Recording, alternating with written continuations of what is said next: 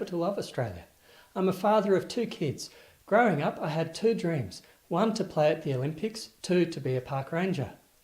Life didn't go to plan, but I have at least attended 2 Olympics as a spectator, and I got to play pro beach volleyball. I worked in the public service here in Australia for over 20 years with the Department of Foreign Affairs and Trade.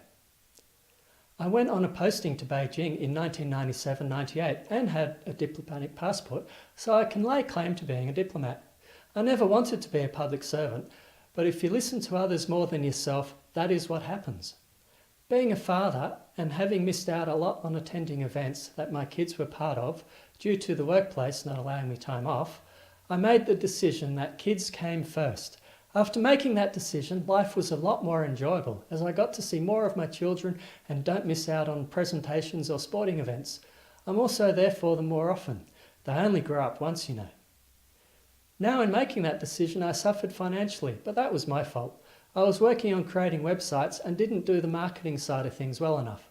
Working in a traditional small business is tough. The last job I had in the public service was as the multimedia officer at AusAid, then DFAT. I really enjoyed doing that, but it had its drawbacks. I later became a freelance photographer, working mostly at Parliament House. There were interesting moments, such as seeing Pauline Hanson wearing a burqa in the Senate, the same-sex marriage laws being passed, and more recently another leadership spill and a change in Prime Minister. All of that doesn't help pay the bills, so I've headed in a new direction.